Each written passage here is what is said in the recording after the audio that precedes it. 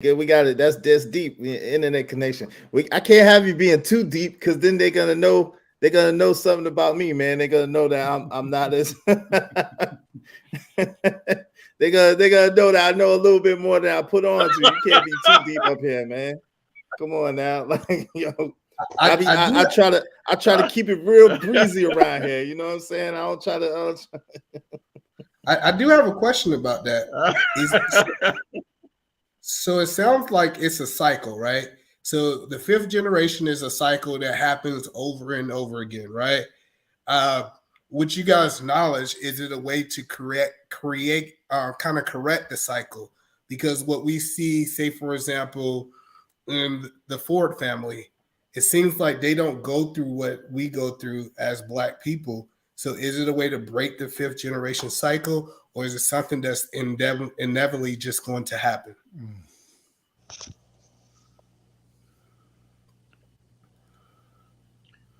Well, none of it is inevitable. Everything in terms of a destiny, what you're talking about is talking about. I'm here. I can tell you something about and what the destiny and legacy Ford family has been here.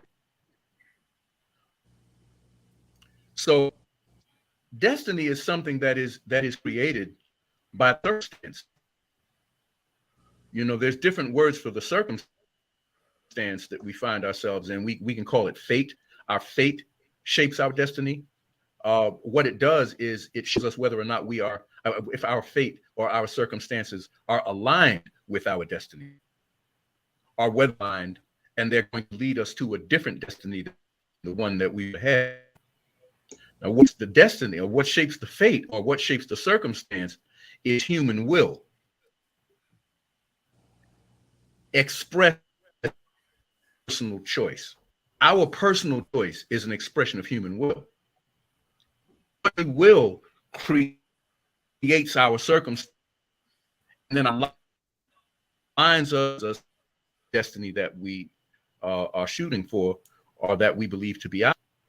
So our choices from moment to moment are the one place that we have I don't know if you've ever heard of a man by the name of Viktor Frankl. He was a survivor, and while in camp, he lost his entire, murdered his entire family after all the anger, the initial anger. He had in was how that's all the choice how he responded.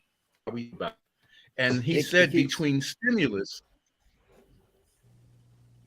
and response, there's in that space is choice. And the all that we have, the power that we have to choose how to respond. And once we respond to the stimulus, it and our own real quick, real quick. Stimulus to stimulate response in people. Abu, you Borgin, like it's choppy. It's choppy.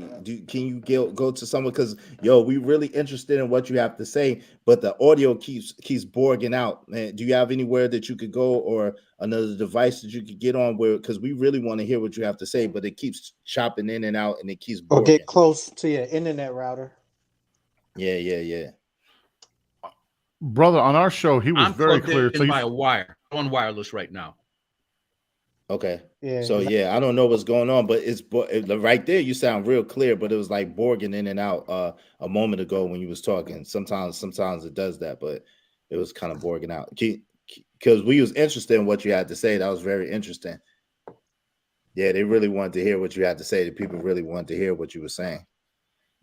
Some of them, because a lot of them are running up out of here because we're talking too much sense. You talk too much sense on the internet. Some people run away, but you know what I'm saying.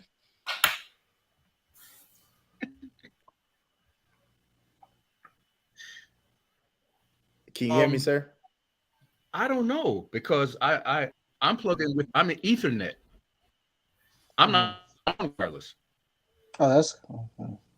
Yeah, it keeps, but it like some words like it keeps borging and it kind of got you free still right now. You know what I mean?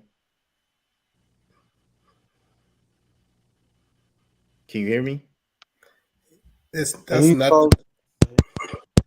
I said that's nothing but the enemy. When he got all this good knowledge and Yeah, that's how it goes down. It seems like, and then people, people don't have a large attention span anyway. But I definitely wanted to hear the gems that he was dropping because he definitely was dropping some gems. If you try to go out and come right back in, and I'll let you back up. You heard me? Abu, drop down, and come right back in. Okay. All right, sound like I'm gonna drop you down and just come right back. All right. Okay. But yeah, go ahead. Spill. Yeah. And I think the reason that I've been asking, I was asking these questions because I have 4 daughters, and I'm always interested in understanding the dynamics of parenting because I'm a type of person that I don't have all knowledge, and I feel that the best thing we could do is we could take parents that have went before us and seen the things that apply. Now, I understand that each one of our children have different characteristics, they have different minds, but I do believe that it's a guideline of knowledge that we could get to at least go into the right direction and be able to adjust as we go. So I guess those are the things because kind of what he was talking about the 5th generation. I done heard some people tell me about the 5th generation. I'm like, it got to be an algorithm. It got to be some type of math problem to stop that from happening. It's nothing that's in depth that you say that it's going to happen and this is the way that it is. The question is, how do we unlock where we can go 10 generations or we can go 15 generations? Because I believe there's nothing that is stopping us today from actually moving forward. We just have to find the cheat code to unlock the problem to be able to accomplish certain things. Okay. Well, go ahead. What you have to say on this, Bill? No, I was just listening, but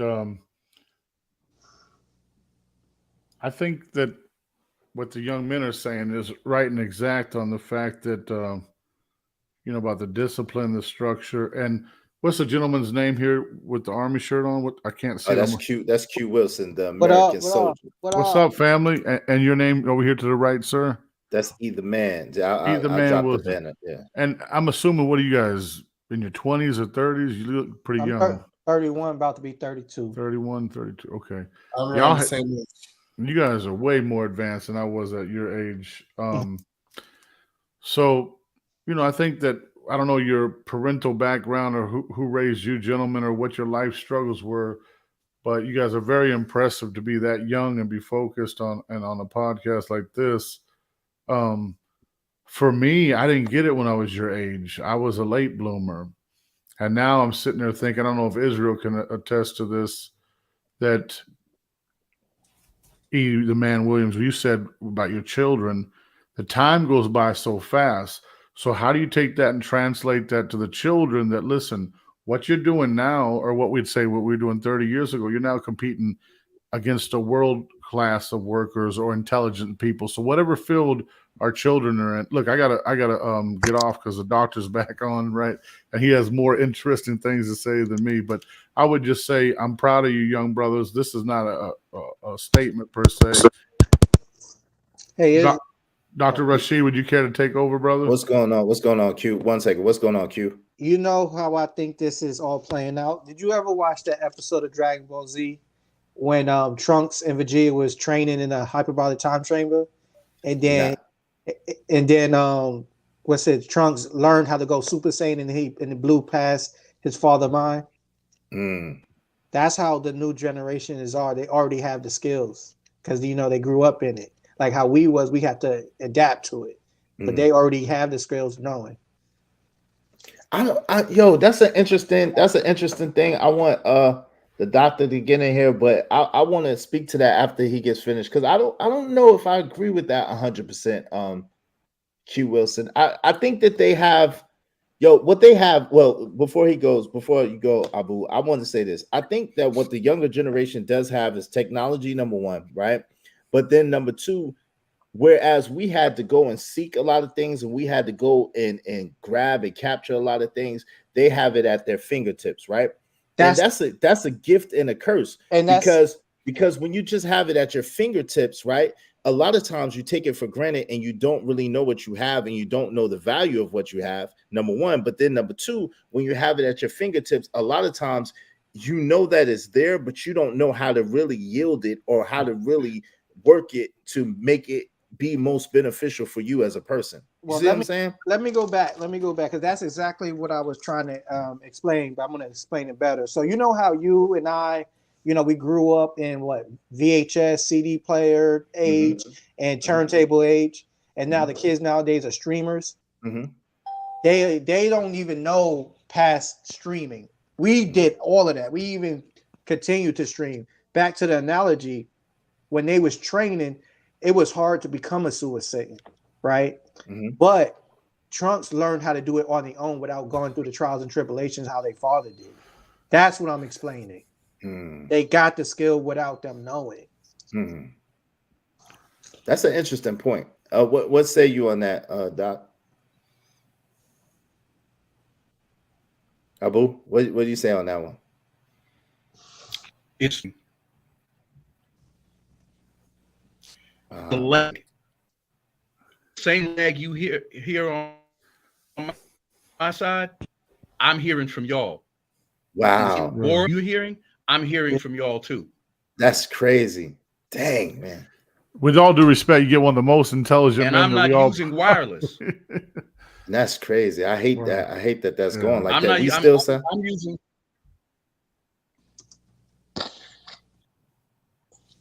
Go ahead. You sound clear now. You sound clearer now. Go ahead.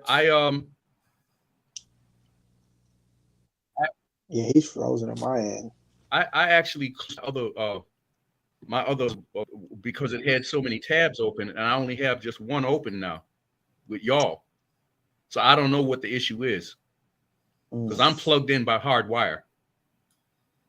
You sound good now. Go ahead and cook. You sound good. Cook while you can. I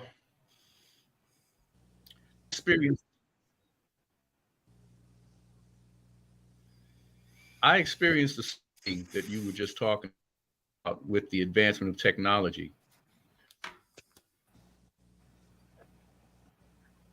While we were on Brother Sean's, I talked about transitional adulthood. Society is complex. That to become a functional adult, you are required to learn how to function at logic levels. The last time this happened was during the industrial, when the country was moving from an agricultural power to an industrial power, and that was the creation of adolescence.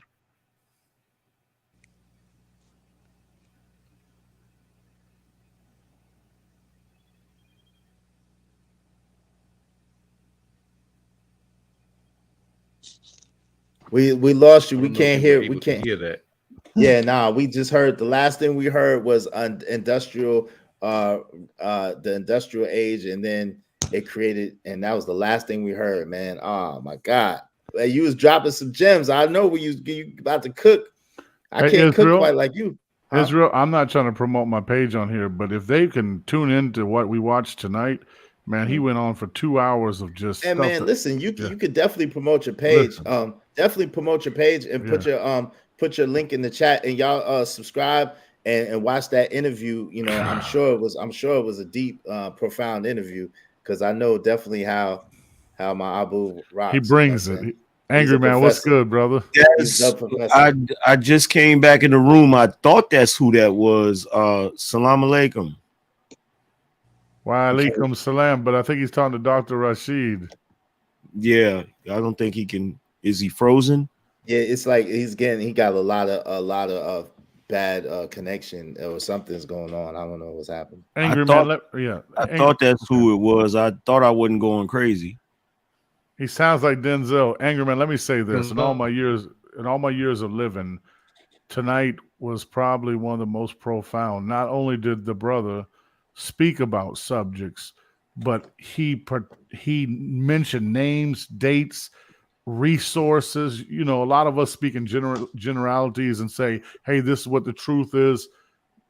Sharp, very sharp, very sharp. I'll try to put the link in here if Israel and you guys don't mind. Yeah. No, I don't mind at all. You promote and listen, anybody that come up could definitely promote their channel. You know, I appreciate y'all coming up. The only thing, like I said, no trigger words. And as long as your show ain't going on the exact same time as my show, we good. You know what I mean? Oh dang, yeah, because you guys are doing numbers. We still at the bottom right now. We're trying to rise there up. You go. Listen, man. It's all good. I'm still trying to rise up. Hey, listen, speaking of, listen, y'all know what it is. If y'all like what y'all hearing, hit the Cash App, show your love, $ Israel MIllz. Listen, if y'all want to boost somebody off the panel, y'all know what it is. $20 for 15 minutes, $50 for 30 minutes, $150 for an hour, and $500 forever. Same thing to bring them back, something to keep them up.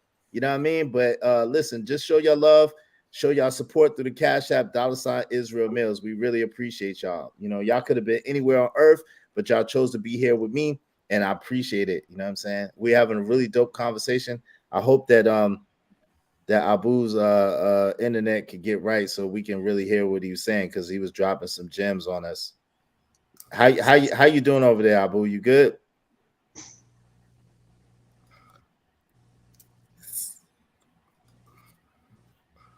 You good? He's still frozen. Yeah, he's still frozen, man. So I want to address, before I get about, I want to address what Q said. Q said that the men of our generation can accomplish things faster than the previous generation. He gave the Dragon Ball Z analogy. I do agree with him. I do think that we have a leg up because we have the technology. These are the people that want to do it. Everybody don't want it. But I'm saying we do have access to unlimited knowledge at our fingertips. But I do think that the men of the past, kind of like your father, have they have knowledge and wisdom from the past. If we take our technology and we learn from them and bring those things together, I think that would give us the ability to be unstoppable as parents and as a dynamic team for marriage. So we can do it a lot faster because we have a lot of access to do it faster, but we can't discount the knowledge of the past when they talk about getting rid of the fifth generation of curse or breaking those things down in that way.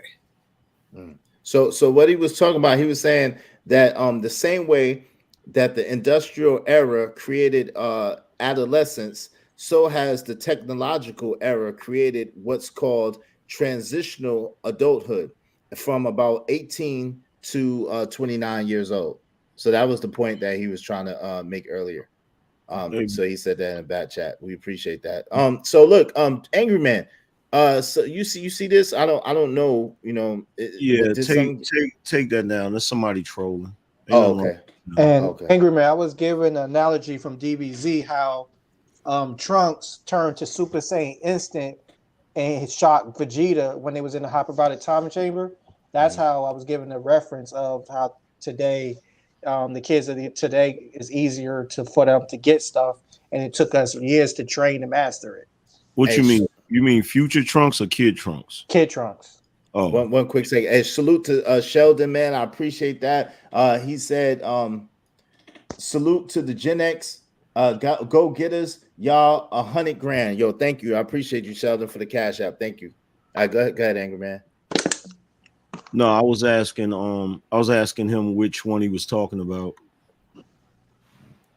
Oh, okay. So can we at least agree that we can accomplish things a lot faster than the people who came before us?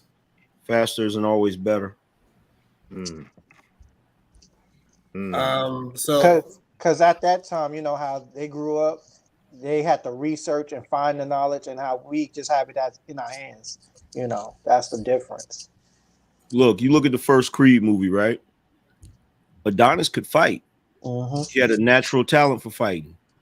But when it came time for him to really get in the ring, he had to go to Rocky, and he had to learn, he had to relearn, he had to learn the basics. So he had to go back to the beginning and learn the basics. That's why learning something fast isn't always the best way. There's been times that I've learned stuff the fast way, but because I didn't get certain fundamentals, I would have to start over. And one of the most frustrating things to ever do is to know how to do something, but have to go back to the beginning just to get the fundamentals and shit. It's kind of like if you taught yourself something, like if you taught yourself how to play basketball, but you never learned how to run zone defense, you never learned none of the fundamentals. And then when you want to play for real, like in a team, like an AAU team or something like that, and you got to go back to the basics and learn everything all over again, you know, that can be a really frustrating thing. So being able to do something fast is not always the best thing, because anytime you have, it's kind of like, because when you mentioned the hyperbolic time chamber, I thought about when future Trunks and Vegeta was in the hyperbolic time chamber, and Trunks thought he had surpassed Vegeta, and he did technically, but Vegeta didn't go that far because he knew the bigger he got, the slower he would be. Yeah. So you have situations where sometimes, you know, when I was younger, I would do things like I might, you know, since I'm a little ahead of the curve, I might know how to do something or feel like I'm going an extra step. And I'm like, oh, I done figured it out, so I'm gonna just go ahead and do it instead of listening to my instructors and then find out I missed the step. You feel what I'm saying? Then you got to go back, and sometimes you would cause damage in whatever it is you're doing, and you got to go back and start all over again. So being fast isn't always a good thing. Hey, Pop said technology provides convenience, not necessarily a deep knowledge of a thing. Facts. Yeah. Facts. What say you, E the man? What you got to say on the subject? So I think it comes down to, yes, you can learn things the wrong way, but you also can learn things the right way too. Let's say if we break down basic math, I believe calculator give you the ability to accomplish a lot more than mathematics inside of the head, especially when you talk about more complex problems. And I know we can argue the fact that you need to know those things, but me being able to focus on other things that might be more important, as in finding the solution of the business and not doing actual math problems, that's what I'm saying, that it gives us the ability to operate better today. And I think that's why we created technology, so we can operate in a better, faster, more equipped way. But that's a slippery slope, though.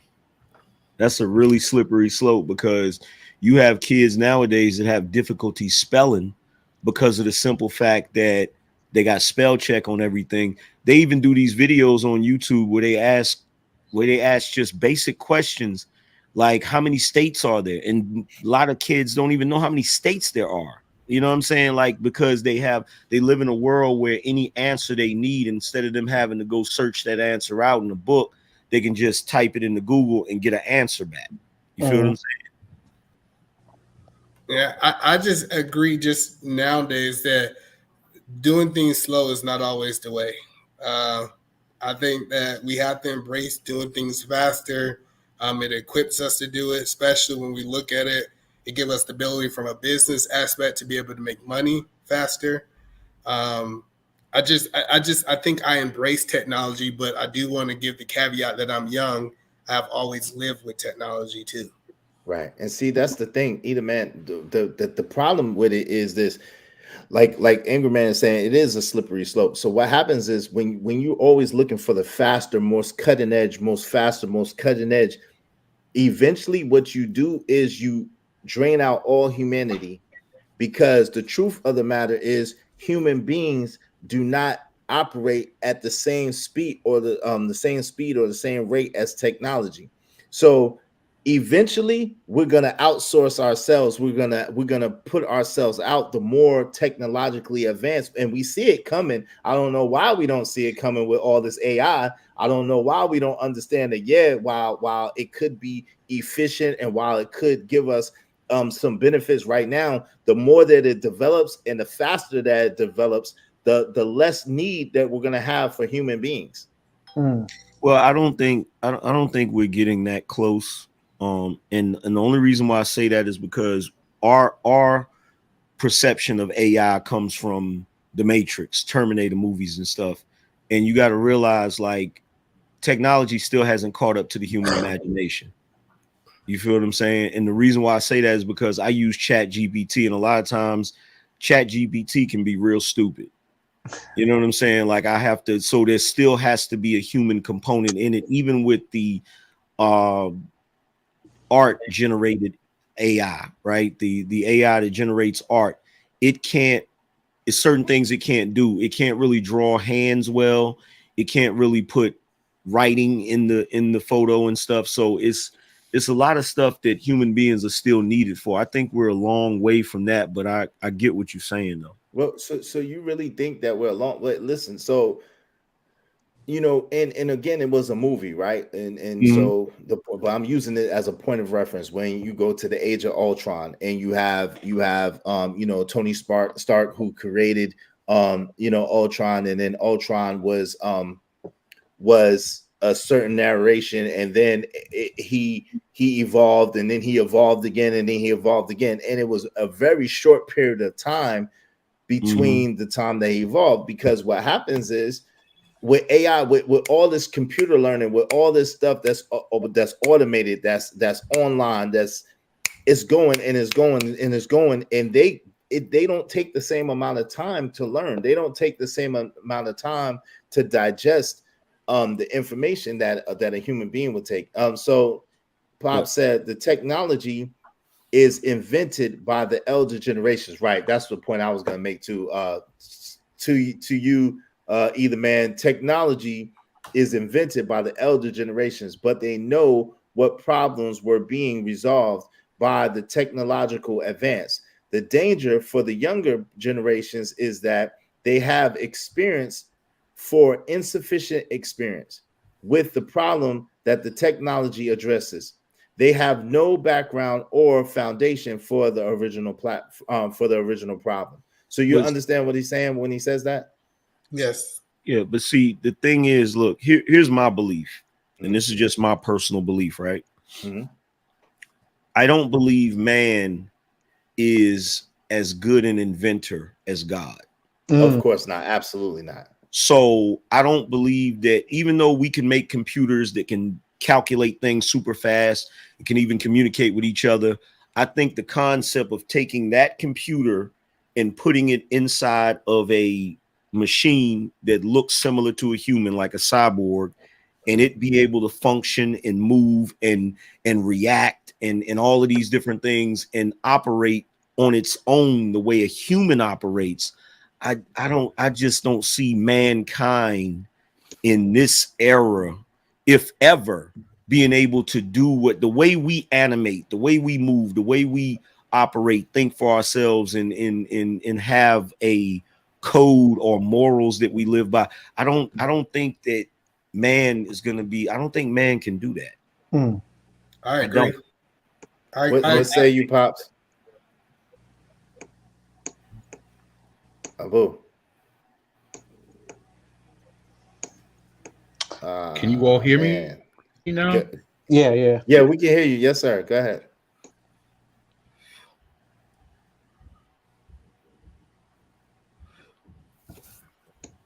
You know what it is. Wow, that's 30 seconds after I spoke. Yeah, I think it's his upload speeds. Oh, he's on his upload speeds. Yeah. No, not the computer, but the internet speed. He might have good download, but in order to be on the stream, you have to have a decent upload. You know what I'm saying? Yeah. I had that problem when I first started streaming. Wait, Spill, what were you were using StreamYard, right? Earlier? Yes, sir. So that's he didn't have any problems earlier? No, sir. And that's what's confusing me. I'm trying to figure it out as well. He was on his computer like he is right now, and hey, listen, somebody said tech is only bad when control. Oh, okay. I thought they were talking about he's gonna red drop some jewels, but yeah, his thing went smooth. You was on YouTube. Y'all was on YouTube with your interview. YouTube, StreamYard, and Facebook. Of course, my YouTube, nobody really pays attention to it. We do Yeah. we do most of ours through Facebook Messenger, and people watch that way. But yeah, he did. I mean, it was clear. So I think the people here are really missing out on a lot of knowledge from him. Yeah, Well, definitely. yeah, earlier, like every once in a while, I'll have issues with my internet, and that just goes to reinforce my point. Mhm. We can't, like, human beings, like, yo, the machines and the things we create are always going to be flawed because they're created by humans. You feel what I'm saying? Now, if we ever create a machine that's smart enough to manufacture its own machines and stuff, then we'll probably be in trouble. But that's what I'm saying. So you honestly don't believe that the technology has the capacity to learn on its own without because they are creating these smart platforms, these smart things. So you don't believe that they have the ability to learn and to generate their own knowledge? they do, but in the cloud. In the cyberspace, right? See, the only way it would worry me is if you look at the situation like Terminator, where you got a freaking machine that can literally manufacture more machines and thinks for itself and has its own consciousness. I don't think that. I think we can construct what we believe consciousness is, but I don't think we truly created it. So you don't believe that AI is a good version of consciousness? No, I don't. That's interesting. I don't. And the reason why I don't is because as human beings, we're more complex than that. We have moral dilemmas. There are certain things about us that you're not going to be able to replicate in a machine. It's kind of like on that movie I, Robot, where the robot he had, Sonny, was having dreams and stuff. And it's like, that's still something fictitious. You feel what I'm saying? But so as a software developer, we create what you are talking about is I've seen like some of the things that they did with Elon Musk, right? When he was talking to some of his AI, right? And there was the android type beings, and he asked them, well, what do you think about humans? And they're like, well, we really think that humans are a plague. We really would like to destroy humans. We really would like to take humans out, whatever the case may be.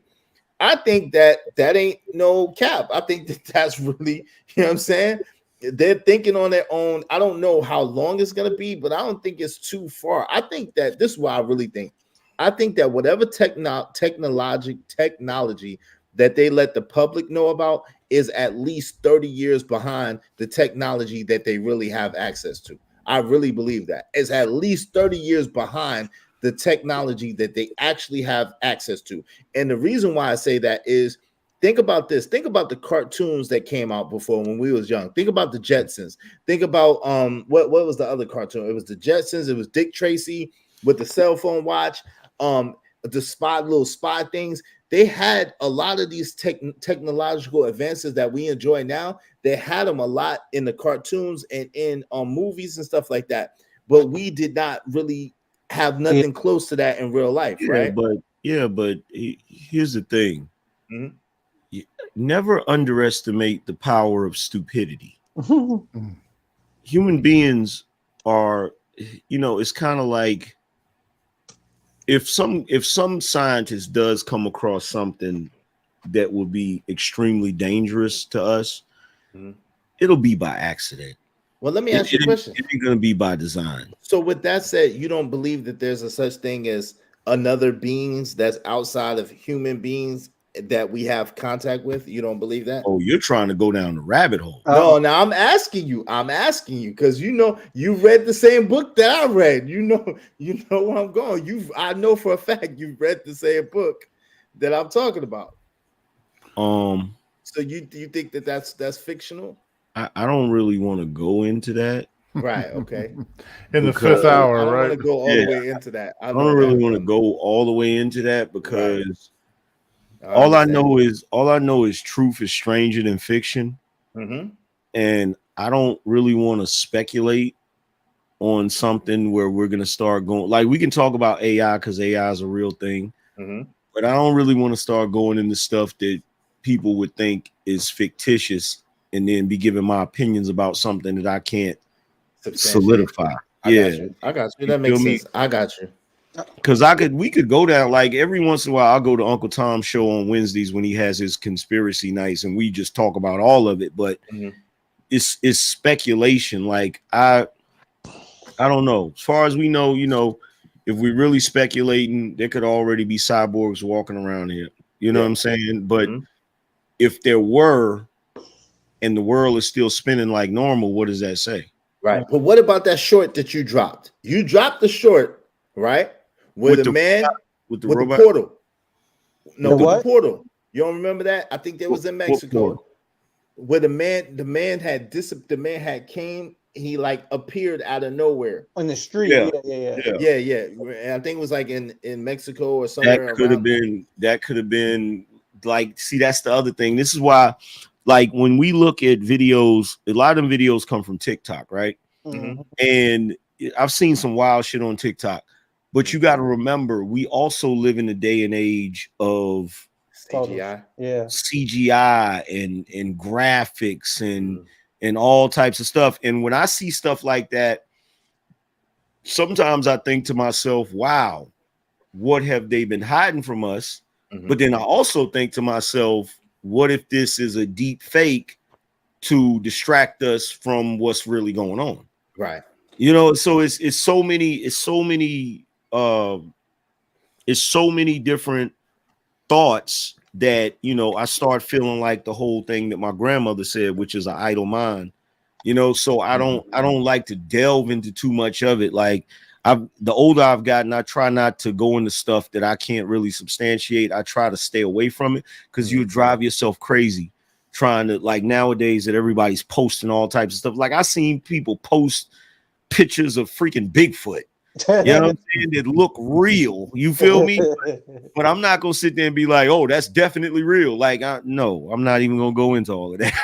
All right, Angryman Pan, I'm about to head out. All right, Q. All Listen, right, we appreciate you coming through, man. Thank you. All right. Boo. Hey. All right, yeah, you sound good. All right, we listen to what you have to say. Go ahead, sir.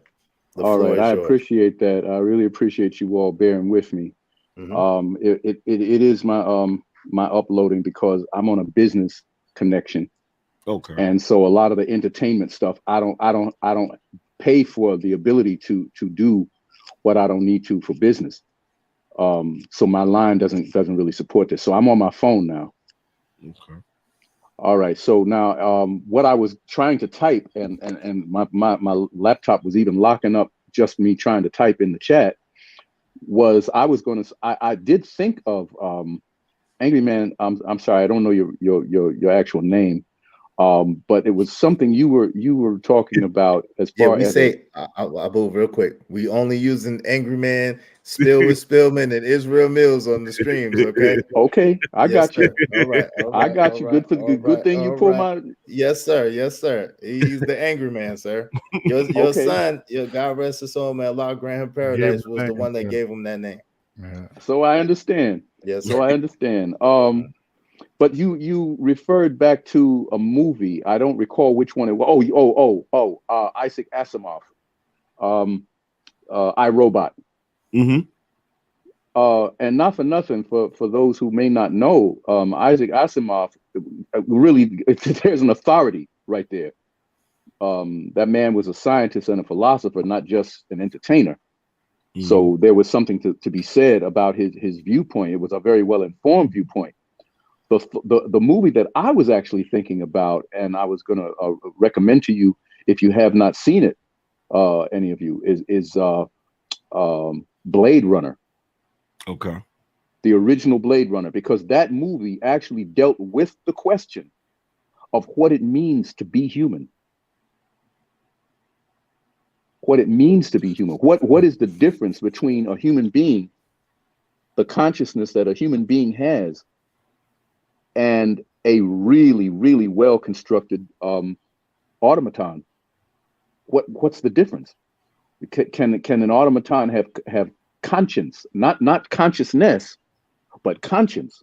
And that question was again approached by Asimov in I, Robot, because the robot at the center of the story was he was confronted with the question of a moral choice when he had to do what he had to do, when he had to follow the directive of his creator. That ultimate directive. How could he do that? He essentially became Kevorkian. And look where Kevorkian is right now because of the relationship between that choice and our legal system. So these are deep and complex questions. They're not light questions, and they're not questions for lightweights. So I really applaud all of you all, man, to even be looking at this and grappling with this. You all are mature men. But to a man my age, y'all are still the young folks. Yes, sir. So I really applaud you, Yes. because it's considering those kinds of questions that allow us to have a right to stake claim, in certain aspects of the progress of the species. Yes, Definitely. Now we kind of wanted to scale it back a little bit because it could go down the rabbit hole, and we do realize where we are. So, as it pertains to, because you was talking about technology as it pertains to youth, and versus as it pertains to the elders, and I wanted you to be able to speak for yourself and deep dive more into that aspect of it. Well, this is almost in some ways like a continuation of the conversation that Spill and I were already having. And now I guess I'm kind of going back more toward the beginning, because when the species first appeared on the planet, our level of technology was hunting and gathering. That was the whole existence for us for hundreds of thousands. But somewhere along the line, a level of technology appeared, and that level of technology at that time was domestication. So some of us domesticated animals, and some of us domesticated plants, and we were still living in a subsistence economy. We ate what we produced, as far as the animals and as far as the plants, with horticulture. And technological advances, technological revolutions, they're called, occurred very, very, very slowly, because look how much longer it was, how many more thousands of years passed before someone invented a plow. And then we could take horticulture to a whole other level, and one man could actually produce enough to feed an entire village by himself. He could produce more than all the farmers in a village could produce in the age of horticulture. So a technological advance pushed us leaps and bounds ahead of where we were. But technological advances, technological revolutions, I should call them, were very, very slow in coming. How long that lasted was many more thousands of years, but not as many as the two preceding technological advances had been. The next one that followed, the plow, which ushered in the agricultural age, was the invention of the steam engine, and that brought in the industrial era. Now, that didn't take as long as those other two, and it was impacted by the existence of poverty and wealth, because there was no concept of poverty and wealth during the domestication age, or the hunting and gathering age. it was the invention of the plow that created abundance to the extent that some became wealthy and therefore others became poor. So poverty had not existed prior to that. The industrial era exponentially increased poverty because then you had the Andrew Carnegies and you had the Fords, right? And you had these other people. You had the people who built, well, Carnegie was the one that built the railroads, but you had those people functioning at that level based on a technological revolution.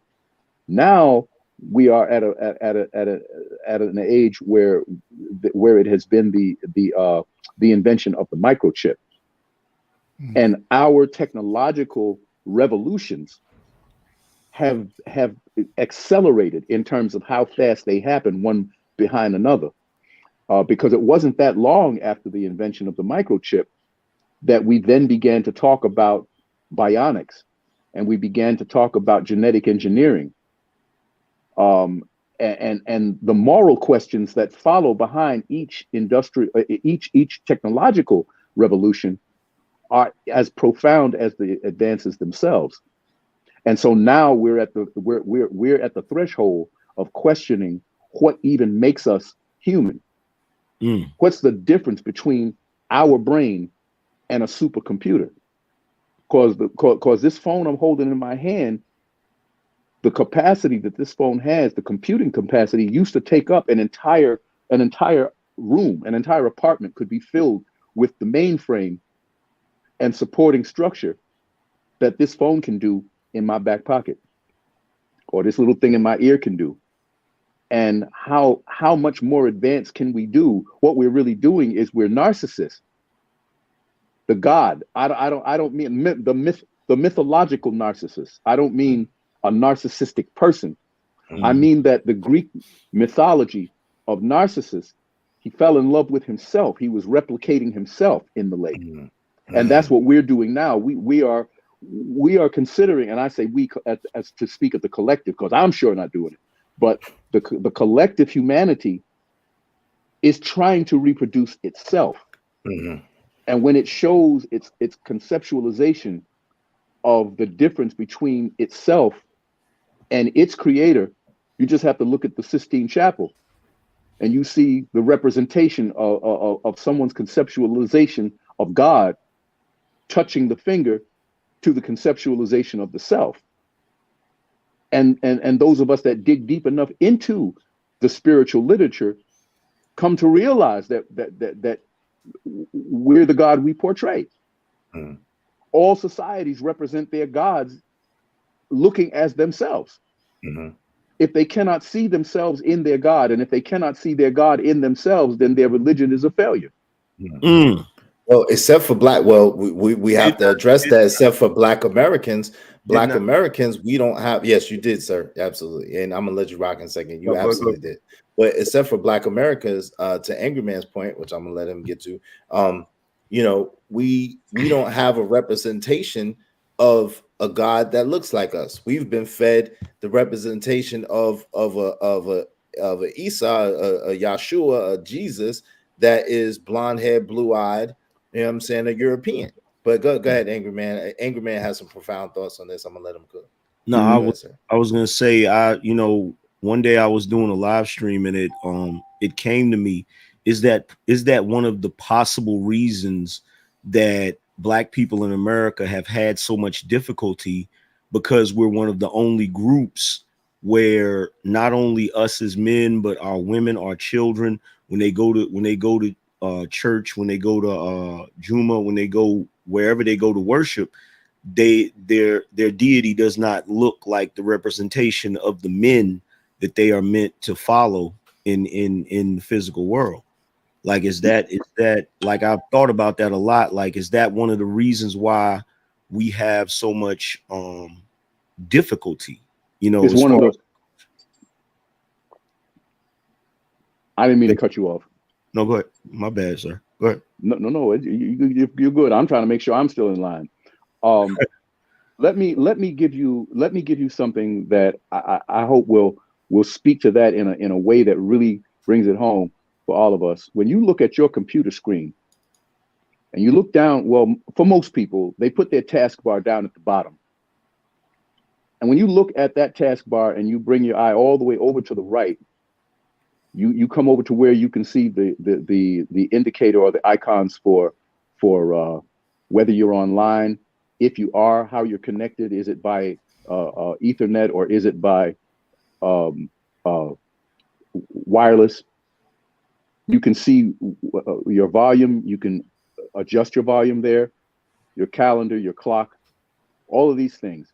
That is called the system tray. That section of the taskbar is the system tray. And the apps that you find there are called TSRs. Terminated, still running. So when you interact with the apps that are on the left-hand side of the system tray, Word, Excel, PowerPoint, and what have you, when they are terminated, they're done. They're not running anymore until you call them back up. But those other apps, you're not interacting with the calendar anymore once you set that date or once you set that clock or set your volume. But once you finish with your interaction, those apps are terminated, but they are still functioning, still running in the background. However you set them, that computer, quote unquote, thinks that is what is the actual fact, that is the truth, that it actually is July 4th, because that's what the calendar is set to, that it actually is noon, because that's what the clock is set to. Even if it's not really the truth, it's what the computer in the computer mind believes the truth to be. And that's all its behavior governed by those rules, by those parameters. In the psychological world, we would call those mental models. The mental models are what we take to be the truth based on what was given to us in our formative years. And if in our formative years, God looked like the guy we work for and not like us, that's a mental model that's very, very powerful. And even though we turn that program off, it continues to run and to operate until we can somehow get deep enough into our own psychology to alter that and reset it. Now, it is true that the vast majority of Black Americans still see a Eurocentric, Europoid presentation of the divine, and therefore of perfection. And it's our relationship with that belief that keeps us in the circumstance that we're in. Why? Because it guides the choices that we make. Our choices express our will. And we will fight if you try to take that image away from us. This is one of the reasons why Elijah Muhammad, all the way back in 1933, almost a century ago, when he was introducing the teachings of the Nation of Islam and that whole theology of time, he still found it necessary to utilize a Europoid presentation of the divine to get the people to even listen to him. Dr. Fard Muhammad, Master Fard Muhammad, yes. Absolutely. Yes. Wow. And so you could call him by this nationality or that ethnicity, but in appearance, he still was a white man. Can I ask the doctor something real fast? I've been asking you questions all night, brother. No, that's fine, brother. I'm enjoying the conversation. Loving it. It's crazy you said that about the NOI, because I made an argument probably 20 years ago that my brother stated, he said, all religions have are controlled with white separatist ideals and principles. And I was in a Nation of Islam class, and I said, even the Nation of Islam is, sir. And he got upset, and he got upset because he didn't think I can qualify my point. But when you look at the history of the Nation of Islam, and I'm close with a lot of my brothers there, you see that with Fard Muhammad, why couldn't a Fard Muhammad been Noble Drew Ali, or and that was leading to my question. Do you think, and this goes to Angryman's point as well, do you think that is changing in Black America with people like Dr. Umar on YouTube and a lot of activists really trying to have Black consciousness movement and educate people about their ancestors. Do you think that's changing now? Is it with the youth, or what do you guys think about that? Well, that was actually the point that I was leading to. Okay, yes, sir. Because when you look at the venerable, first of all, as I spoke to a little earlier on your program, the first experience we have of God is our mother. Yes, sir. Yes, sir. And so if somehow there can be a mental model system that can preserve that, then we have a chance. You gotta be careful. You gotta be careful on these YouTube streets, Abu. They're gonna call you a simp. They're gonna call you a simp soldier on these YouTube streets, sir. Well, but here's the thing about God and mother. Oh Lord. Well, listen, that's a good thing. That's a good thing. Go ahead, Cook. I gotta. Go ahead. I understand. I guess that's just that's the professor in me, I guess. But the way that you see a growing movement of people since, I would say, probably maybe the 70s or so, a growing movement of people in the Black community at large who are looking at the extension of that by their ancestors, by looking at who the ancestors were, and then beyond the ancestors, the representations of the elements of nature itself, but they are anthropomorphized so that we have a way to relate to and create a relationship with nature itself. But the Orisha aren't represented as lightning itself or water itself or air itself, but it's represented by an anthropomorphized image that we can look at. But those images are African images. They're African people. And no two artists. Huh? I apologize. What does it mean when you say amplifomorphized? What does that mean? Anthropomorphized means something that is not a person being represented by a person, a human image.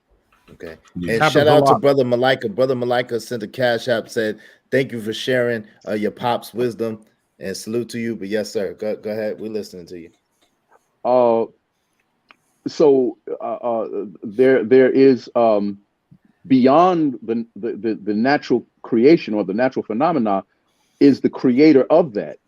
The creator of that, at least in this particular tradition that I'm referring to, that is not anthropomorphized because it is too far beyond even our ability to conceptualize or to imagine. So that's where it remains. It remains an unformed, without form. Its power and its energy and its consciousness, but without form. Form begins once nature begins. But nature, the relationship with the aspects of nature that connect us to the divine that created that nature, that is where the anthropomorphization begins. And we see a connection to the divine through something that looks like us. And then out of that comes our ancestors from the beginning of that down to our time, from our mother on up. Right. So to just to qualify for y'all, listen. So Dr. Sharif Albay is very, very deep. And he is talking on different levels. If you can hear it, it's like 4 or 5 different levels going on. So get in where you fit in, right? Number one. Number two, he already understands, Leaked, that we all, that there were people in this landmass way before Columbus, way before he's already way beyond that, right? What he's speaking from is the aspect of all the original people originated from the land that we call Africa right now. All the original people of the world originated from that land and then migrated over years all over the globe. If you believe in Pangea or if you don't believe in Pangea, so I'm just kind of giving y'all back knowledge because I know y'all don't know him, but trust and believe he already understands all this stuff that y'all about to say plus some more. He's not who y'all think he is. So They're not ready yet. They're not ready. So let me just tell you. Hold on. Let me just tell you, yo, you're not ready, really, Leaked. I mean, you talking, but you're not really ready. Like, he ain't playing with you like I be playing with you. Like, he ain't playing with you like I play with y'all. Like, if you're ready, put your money up. Hold on, fam. Hold on. So this is the thing. I'm just letting y'all know that when he's speaking, he already understands these concepts that we were here before Columbus. This land, a lot of us landmass. This is our landmass. He's talking about before all of that. You know what I'm saying? The original man. So what he's really delving into, and correct me if I'm wrong, is he's talking about how if you look at every culture that has come about, right? Whatever deities they have, whether the deities are like Gaia is supposed to be the earth, whatever deities that they have, they put them in a human form so that you can process and understand. You know, you look at the Norse deities. You know, Thor is the god of thunder, so he's basically thunder. You know what I'm saying? Like it's putting those. And see, they recently did something. I don't know how they got away with it, but they did it. And when they did it, they realized how powerful it was, and they snatched it immediately. When they had the show American Gods, and they were explaining how the gods had came to America, and one of the gods that came over to America, made it to America on one of the slave ships, was Kumpanansi or Nancy, right? Yeah. And he ended up becoming a representation of the enslaved people of America, because when they showed him in his actual deity form, he had lashes on his back, right? So he was a representation of our deity, regardless of what tribe you came from or whatever. And if you notice in that show, he was always giving fiery speeches. And I loved how whenever he did give an angry speech, he would always go into a Jamaican patois, right? So the moment that they realized how powerful that is, I don't care what nobody say, I know that's why they did it. That brother, Orlando Jones, they took him off that show. Yes, I noticed it. It was too powerful. It was way too powerful. So what he's talking about is he's talking about, and correct me if I'm wrong, he's talking about how there are certain ancestors that represent certain aspects of the universe, but they're depicted in a human form for us to process it and understand it, and also to have something to look up to and something to believe in as a people. You feel me? That's a beautiful point that you made. And I remember when that brother was taken off that show, I never saw the show. I never saw one episode of it. I would only see little clips of it here and there, you know, little like reels of it. But I know I can tell you what I do know from it. From a couple of the speeches that he said, and from his name, because Anansi is the spider of Akan culture, the Ashanti and Akan, the greater Akan empire, and he was a trickster god. He could play both sides of the field, both sides of the fence, which is essential in anything when you're talking about winning the game. You got to know how to play of the offense of the white chess pieces and the defense of the black pieces. You got to know both sides to win that game, to have any chance or any hope of mastery. The Yoruba, which is where my mother's people on my mother's side, going back several thousand years, but we reached to the Yoruba, and the Yoruba have a similar deity named Eshu. And it's a trickster god. Now, how does the trickster god show up among us in the Americas, in North America, or the hells of North America? It shows up as Brer Rabbit. who's always being victimized by the other larger animals that want to eat him. They want to end him. And he has to rely on his shrewdness and his trickery to be able to survive. And Joel, what was his name? Chandler. Joel Chandler took those stories that he heard from our ancestors as oral traditions, and he codified them. He wrote them down and sold them as a book, the Brer Rabbit stories, how he always got away from Brer Fox, and how he always was able to outsmart the bear and these other animals that were going to do him in. He wasn't an innocent. He had to know the dark side in order to stay in the light.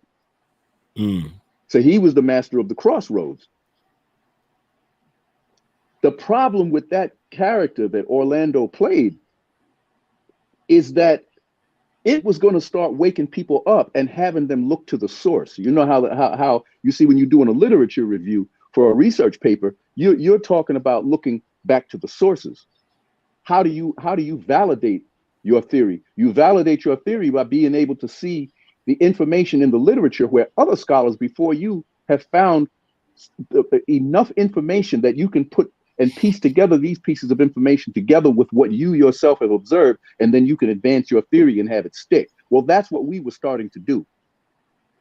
That's what we were starting to do. You start finding people who are holding on to and embracing the Akan culture or the Ashanti culture. We for all his damage that he did to our people and to the Panther movement and deaths that he caused, murders that he caused, Ron Karenga did a powerful thing just by creating the Kwanzaa narrative, because it made us start looking at something that came from us, something that we produced.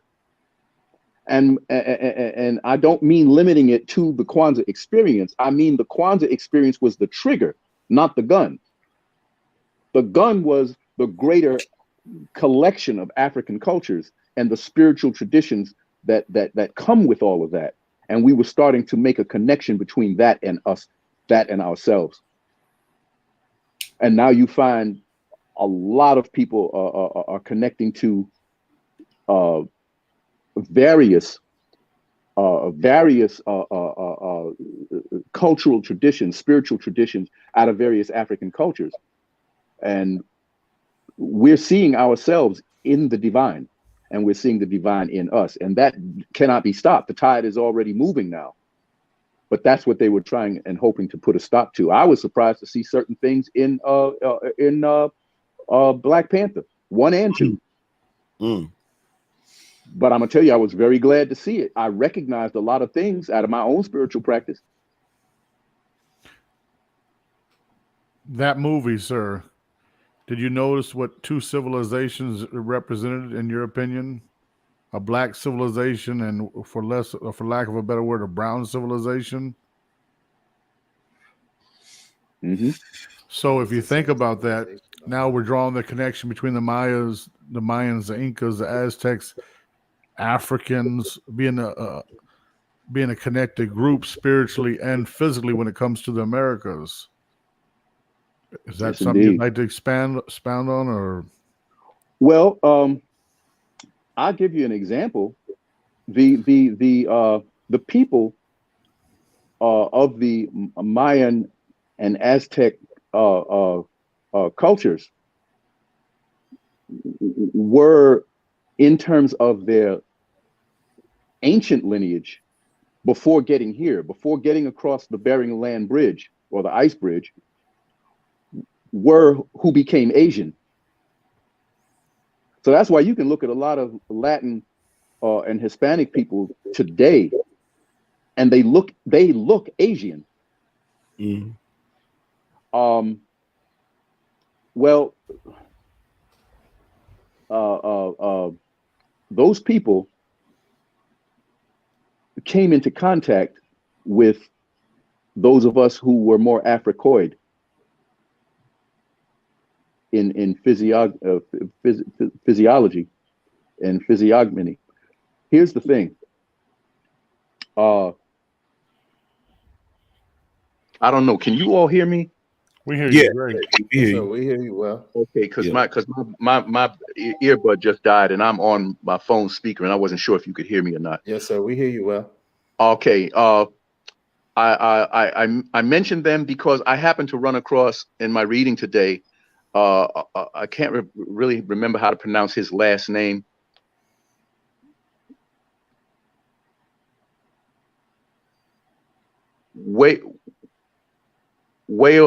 Noman or something to that effect. But his first name was Muhammad. Mm-hmm. He was a sachem or chief of the Mohican nation, and the Mohicans are a subgroup of the Algonquin language speaking people. Eastern seaboard up into southeastern Canada and down maybe into as far as, I don't know, like Jersey, Pennsylvania, down in there, not quite to Virginia. Large group. But his name is Muhammad because part of his parentage were Moors. Mm. His people came out of Maryland and the Chesapeake area. And he was a chief. He died in London. He traveled to London to argue his case before King George II of England in the, I want to say, the 1700s to argue against the mistreatment of his people and the land grab that was being done by the colonial English. So that relationship has existed a long time. When Columbus, Cristobal Colon got here, the thief, when he got here, he wrote it in his captain's log. I'm sure you guys already know about this, in his own hand, about the gold-tipped spears the gold-tipped arrowheads that were here, and they already proved through metallurgy that the combination of the alloy used to make those arrow tips came out of a specific location in Africa, in Mali, and that is where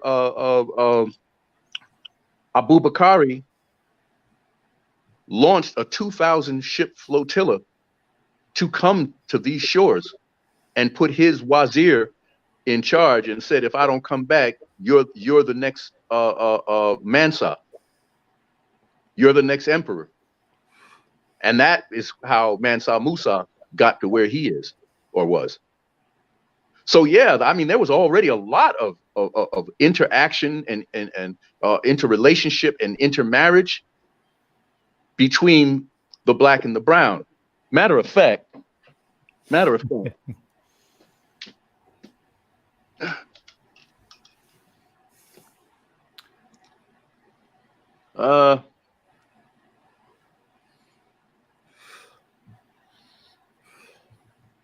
wish I could. I can't put my hand on it, but there is a book about the black and the red, speaking of those two groups. I can't put my hand on it in the moment. I wish I could call the title of it. I can't call the title of it either. You know what, Israel, I'll send it to you, and then you can share it. Okay, inshallah. Yeah, man. I mean, we could go on for days about that relationship, which is what made the Buffalo Soldiers such an anomaly and made it so hard for them for the indigenes, the lighter indigenes, to be able to understand how are you doing what you're doing. You're men of war. You're just fighting the wrong war against the wrong people. Mm. And I understand that you're only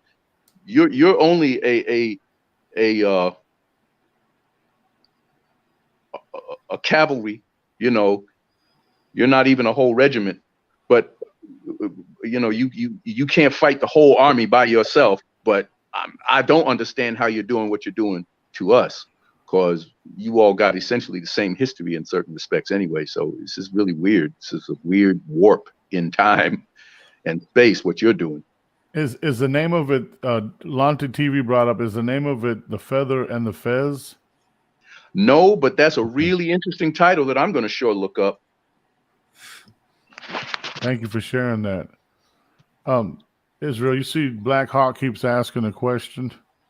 Yeah, I see. He's trolling though. Like, you know what I'm saying? This conversation is not about black women. You know, they want to tend to steer the conversation about the black women. So let me give you up to post, Abu, because I know you don't really know, right? Mm-hmm.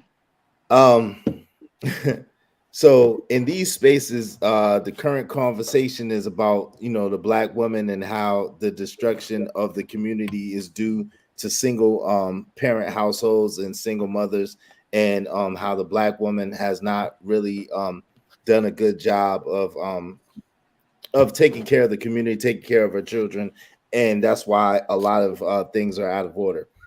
You know, because they're able to go to Planned Parenthood at the tune of $1,000 a day, so forth, so on. So that's one topic of conversation a lot in this space. A lot other in the spaces is a lot of people do not adhere to our African lineage, and they call them blackity black and hoteps, and you know what I'm saying. They don't really subscribe to the blackity blacks or the hoteps. You know what I'm saying? So the problem. Wait, hold on. Let me finish real quick. So you know, so that's another thing. Like a lot of people don't really identify with Africa. A lot of us identify with being from here, and you know what I'm saying, our lineage being from here, right? And so, you know, it's kind of these dynamics. So in the chat, you'll see a lot of people talking, and from those couple of vantage points. But go ahead, Angryman, if you want to elaborate. I was gonna say the overall conversation that's been going on here for a very long time. That's part of it. It's mostly the conversation of the breakdown between the relationship of black man and black woman, and how a lot of us seem to be going in different directions. And a lot of people, they tend to want to focus on that conversation, which we can pay lip service to that conversation. But me personally, this conversation, a lot of them are not going to really, they're not really going to pick, like a lot of things, just the reference you gave about knowing how to learn the offense of the white chess pieces and the defense of the black chess pieces. That probably went over so many people's heads. They probably not even going to think about it until a month later. So like this is a different conversation. It's a little bit deeper than most of the conversations they hear up here.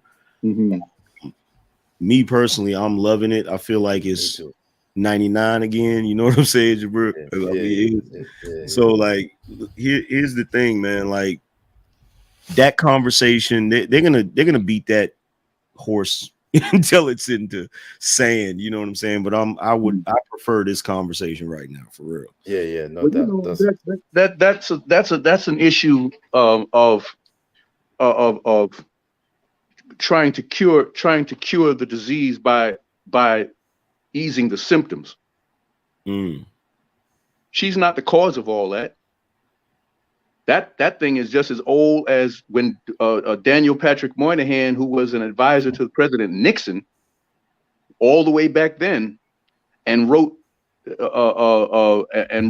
his report about the black family and how the black family, you know, and the whole concept of the benign neglect and all of that, you know, man. All of that stuff is systemic. And black people do not now and have never controlled the social system of America. Now, here's the interesting thing about this. Now, in these spaces, when a lot of these brothers are talking and breaking this down, they will bring up Moynihan a lot. And the fact that you just referenced Moynihan should let everybody know that they not ready to come at you about any of this. Oh no, they're not even close to ready. They're not even close to ready. Like that's why I was trying to warn. I was trying to warn Link. I was trying to warn Linked, and she leaked, and she thinks I'm telling you, They're not close to ready. Do you They're not see even that close to man's? Do you see that man's library? They're not ready. They're not even close to ready. Can I say this?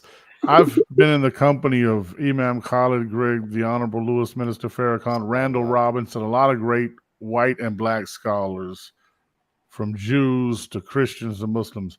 And what I learned tonight, man, was just amazing. But people, I'm reading the comments, they feeling it. Yeah, because they're not used to, like, right. Here's the thing, in these spaces, right? I will try, in Israel, you see me try. I try to have these more deeply profound conversations about, yes, you do, information that a lot of them may not know. But when we have your Abu come up here, it shows I'm still a child in this knowledge. Like I love to hear the elder brothers who know they stuff, you know what I'm saying? Because I came up reading the theology of time. I came up, reading a lot of these books, and even when we was, even when we was young, you remember we used to build on this stuff all the time. And it's really messed up because sometimes I feel like a rapper who has to dumb his music down, right? In order for people to get it or to catch on to it, Right. But yeah, like they try to gravitate to it, right? Yeah, but you on what he spoke on already when you talk about Mace Windu. It's the same analogy that you give all the time when he said the black and white pieces and being able to play offense and defense. It's Mace Windu, you know what I'm saying? All at the same time. So you know what I mean? So we understand that it's just levels to the stuff, right? And he definitely is a deep, profound guy. You know what I mean? Totally different, man. Why are they coming at our brother? What's up with that? Well, I mean, Angryman get a lot of hate in these spaces because he's outspoken and you know what I'm saying, he's fought a lot of wars in this space. So I mean, he's a powerful entity, man. Yeah. So you know how that is. Like, everyone should mass report the Angryman. Get the hell out of here, man. Listen. I got your back, brother. But listen. But Angryman got a lot of love. Angryman got a lot of love in these spaces too. A lot of love. So these couple of people that's hating is nothing compared to the love and the admiration that he got in the spaces for the work that he's put in as well. Hey guys, I probably have to tap out, but let me say this. I hope the doctor don't even know we're trying to get the paperwork written up now. Once a week, we having him on our show. Me and Azar, y'all better grab him too, man. He is just amazing. Israel Angryman, I love y'all. Doc, it's been an honor. Peace, brother. I'm young in youth, but my white beard makes me look like somebody's grandfather. Hopefully, there's some wisdom. I'm exhausted, y'all. I'm tired. Right, God bless you. I love y'all, brother. Assalamu peace and blessings. Peace, brother. You want to fade me out or I famous? You can go ahead and click off. Okay. I want to thank you too, brother. Before you get a chance to click out of here, I want to thank you for you gave me a great gift tonight, man. I haven't had a chance to sit and have some words with Israel, man, in far too long. And it's wonderful to meet you, Angryman. I've heard about you and heard about your relationship with life from a few people already now. So that makes me feel very, very good. I talk to him often, man. So it's good to be, huh?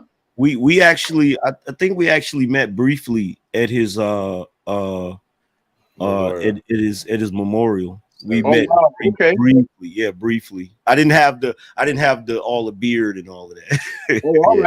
All right. Well, that's all right. I'm not an old man, but I'm not a real young man anymore either. And it's past midnight over here, man. So I gotta turn it in. Oh, okay. Well, I appreciate you coming through. Doc, I appreciate you coming through. Can I say this, Doc, if you don't mind? You see, just my analyzation of it. You see Angryman above you, right? Yes. This is how I look at the square. Angryman and your son and I met 7-10 years ago, however long it was. We're going to do a show. Angryman took it. So he's to that side. He motivated Israel. Israel's doing it. Israel got me motivated, and I motivated you. Guess what? I predict, I'm not a prophet, but I predict from this day forward, you will find yourself on somebody's StreamYard. You can have your own StreamYard. The world needs you, brother. Well, It needs you, kind man. of you to say. Thank you. Yes, sir. I love y'all. I can click myself out. Yeah, yes, sir. You ever Yes, been sir. at a restaurant where it's too good you don't want to leave the buffet? That's how it's been tonight. All right. Well, so those are your last words. Those are your final words that you want to Do I say. ever end in talking? I'm trying to All right. All right. Assalamu alaikum, brother. Peace. Love it. It's been so good and so refreshing to have a chance to have a few words with you. And I thank you for hosting me, for these few minutes to have a chat and to talk about things that are worthwhile and things that matter, especially once they come to our people, because that's what matters the most. I do want to come back and visit with you some more. Oh, you're always welcome. I'm so happy to see what you all are doing, and what you all are talking about. It really makes me feel encouraged and inspired and grateful, thankful, because it could have been so much different, what you all are doing. Yes, sir. So absolutely. My thanks. I appreciate you. I thank you always. All right. Well, I'm gonna say Ramadan Mubarak. Ramadan Kareem. And alafia, peace and blessings, and good night. All right. Assalamu alaikum. Thank you. Thank you for sharing. We appreciate you. Absolutely. All right. Yo, what's up? What's up? What's up? They done came through tonight, huh? I see. When I first seen him up there, I was like, yo, is that who I think it is? Yes, like, sir. For real. Like, bro, like there ain't but a few people in this world. Like when they start teaching, man, I start feeling like a kid again, which is good because it means I'm actually learning something. And like that whole concept that I thought about as far as us not having representation, like he just gave me a piece to it that I was missing. You feel what I'm saying? Because I'm like, yo, that's real right there. As far as the the operating system that's still operating in the background. I'm gonna definitely make some content off of that for real. Yeah, no doubt about it. No doubt. Yo, he a wealth of knowledge. You know what I'm saying? Oh, definitely. Tell people like they don't even understand. I'll be playing. They don't even understand how I was raised. They not ready, bro. Like if you, I really play with it. I don't really. If you think, if you really go back and you think about the early 2000s, you think about the circle of minds that was around us. You know what I'm saying? Like from every aspect, from brothers that, brothers that are scholars to brothers that are, salesmen to brothers that like we had riches when it come to knowledge, like for real. Yeah. For real. Yeah, no doubt about it, man. Hey, listen, brother. Yeah, S. Nearly Fuller Jr., man. Listen. He said, unless you understand white supremacy, everything that you think to understand will only tend to confuse you. So shout out to him. Hey, listen. You have any last words, Angry Man? I'm gonna put you on the big screen, man. Only last words I got is, look, there's a lot of you in here that listen to YouTubers debate all day and they talk all day, but who you just saw on the screen is like Master Yoda. Like what you thought the fact that he even brought up Moynihan, okay, like y'all not ready. That's all I'm gonna say is y'all not ready, bro. For real, man. Hey, look, I wanted to address this. So someone asked me, why did we bring up women on Toxic Avengers just to tear down men, basically? But that's not what the point was. Huh? When was that? That's what I'm saying. Like, on the Toxic Avengers network, the reason why we were bringing up women is so that we can have a different type of conversation, so that we could show you that black men and black women can converse, can get along with each other, and can talk and it not have to be a source of contention. You know what I'm saying? That's the reason why we did it. Well, let me clear up something about that, okay? Mm-hmm. To all of the dudes that keep saying that, what you need to understand is that when a lot of us first came into this space and created the sphere that you all claim and is so beloved to you, we wasn't ducking no women. If a woman wanted to come on a panel or wanted to substantiate an argument about men, we wasn't scared of that, because we knew that we could substantiate an argument against what they were saying. If they came up there with a negative viewpoint about black men, we knew we could debunk that argument, and that's what we did. The only reason you guys have a space is because we had those debates. So if you're coming in here thinking that you're just going to find a echo chamber filled with nothing but men, just a sausage fest, like, you don't even know what the original purpose of what we were doing is. Like, you don't even know what the original purpose is. That's why a lot of y'all Johnny come lately dudes, y'all come in here and y'all been following certain content creators, and they make you think that this was supposed to be like a elk lodge or something where it's just a bunch of dudes sitting around agreeing with each other. That's not the purpose of it. That's not how you build. You feel what I'm saying? You got to build and destroy. You can't just sit around with a bunch of people that you agree with. It's like I said, if you're the smartest person in the room, then you can end up being the dumbest person in the room, because you need to go to a different room where there's somebody else with a difference of opinion that you actually can learn something from. You feel what I'm saying? And I'm not saying that you could learn something from that chick that came up there, but for her to come up there and say what she said, you feel me? Why are you scared of that? Yeah, no doubt.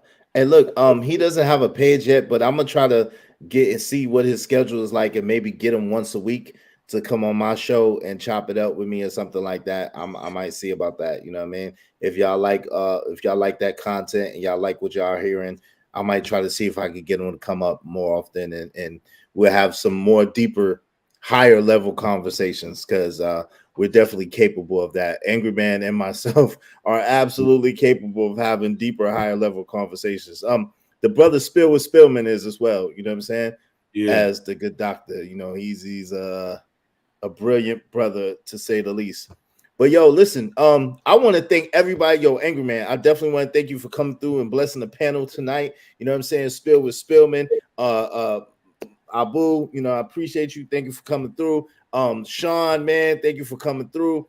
Who else came through today? Oh man, a how-to man. Who else did we have today? Either man. Shout out to Grinch. Wilson. Shout out to Grinch. Yeah, no doubt about it. No doubt about it. We didn't have no women come up today, but yo, I really appreciate. I said shout out to you, how to man. Yo, shout out to the Shaq channel. Shout out to brother Malika. Yo. Thank you to Sheldon for the Cash App, Q the exec, Terrell, you know what I'm saying, Black Manta, Malika, Corey, yo, salute to you. Salute to you, Princessa. I appreciate you. Salute to you, D, my man, D Remedy. Salute to you, my man, Uncle Tom's wife was Kay. I appreciate you. Rowena, I appreciate you. Princessa, yo, my man, Killer Swag 216. Thank you. And thank you to the Sophisticated Jerk. Yo, I appreciate y'all supporting the show. I appreciate the love that y'all showed. And thank y'all very much, man. Thank y'all very, very much. You know what I'm saying? So what say you, Angryman? Great show, man. And no doubt. No doubt. I got you. Yeah, it's no doubt, man. And yo, thank you everybody for coming through. Tomorrow we're gonna be on the Toxic Avengers Network. You already know. You know what I'm saying? We're gonna have a great show for y'all. You know how it is. Toxic Avengers Network at 7 p.m. Y'all can see us there, be square. All right. Peace.